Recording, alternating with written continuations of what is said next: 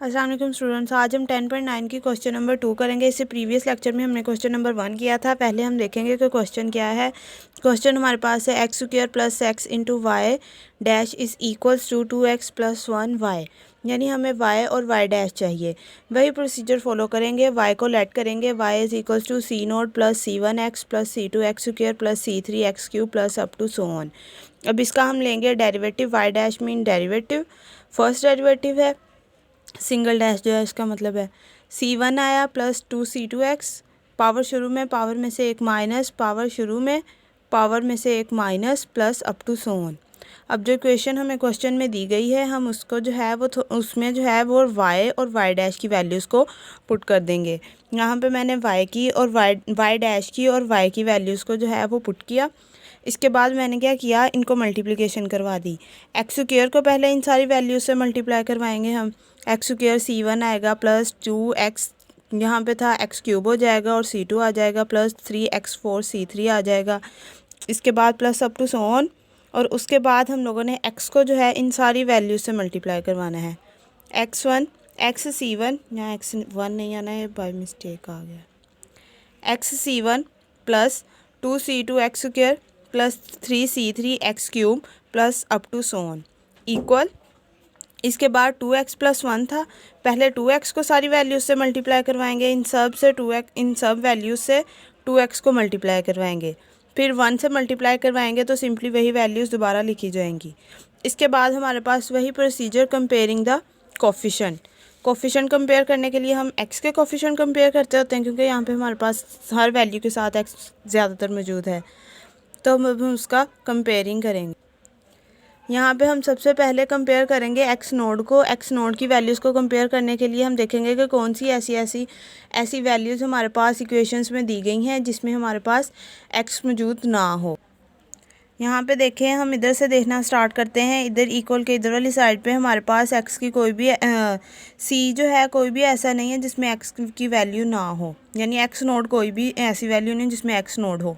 इसके बाद इक्वल के इधर वाली साइड पे देखें तो हमारे पास ये जो सी नोड है वो एक सिंगल ऐसी वैल्यू है जिसमें एक्स नोड मौजूद है। अब हम वो लिखेंगे, सी नोड हमारे पास आएगा इक्वल टू 0। यहाँ पे देखें सी नोड इक्वल टू 0 आया। इसी तरीके से हमने दूसरे को देखना है, x1 को देखेंगे, x2 को देखेंगे, x क्यूब को देखेंगे। इन तीनों को देखेंगे और इनकी वैल्यूज़ निकालेंगे और इसको पुट कर देंगे सिंपली। जब हम पुट करेंगे, ये हमारे पास इक्वेशन थी y की में सी नोट की वैल्यू 0 आई, c1x हम लोगों ने c1x की वैल्यू लिखी प्लस c2x की वैल्यू लिखनी है, c3x की वैल्यू लिखनी है। जब हमने वैल्यूज़ निकाली हैं, हमने देखा कि हमारे पास जो वैल्यूज़ आती हैं वो सिर्फ c1x और c2x की आती हैं, बाकी सारी 0 निकल रही हैं। हम लोगों ने इधर c1 और c2 की वैल्यूज़ पुट करने के बाद c1 कॉमन लिया, ये हमारे पास इसका आंसर आ गया। अब हम करेंगे क्वेश्चन नंबर 3। क्वेश्चन नंबर 3 भी बहुत इजी क्वेश्चन है। क्वेश्चन नंबर 3 में देखें, y डैश माइनस के वाई इज़ इक्वल्स टू 0। वही प्रोसीजर, y लेंगे सबसे पहले, फिर y डैश की वैल्यू निकालेंगे और इसको इसमें पुट करेंगे हम लोग। y लिया, y के बाद y डैश लिया। अब मैंने क्या किया, मेरे पास जो इक्वेशन थी वो थी y is equal y minus के वाई। मैंने उस के वाई को इक्वल के दूसरी साइड पे ले जाके पॉजिटिव कर लिया। जब मैंने उसे पॉजिटिव किया तो वो मेरे पास इस टाइप की इक्वेशन बन गई। ठीक है, क्योंकि मैंने कंपैरिजन करना था ना, इसलिए ये इक्वल के इधर वाली साइड पे ले गए हैं, थोड़ा सा इजी हो जाएगा। तो y आया, पहले y की वैल्यू पुट की के, और फिर y डैश की वैल्यू पुट की। यहाँ पे y डैश है, y dash is equals to K Y. यहाँ पे y डैश की वैल्यू पुट की हम लोगों ने, और यहाँ पे के वाई यानी y को k से मल्टीप्लाई करवा के लिख लिया। इसके बाद हम लोगों ने किया कंपेयरिंग कोफिशिएंट। x नोड से स्टार्ट किया, इधर से हमारे पास x नोड वाली वैल्यू कौन सी है, c1। इधर वाली साइड पे x नोड की वैल्यू है के सी नोड। c1 की वैल्यू क्या निकली, के सी नोड।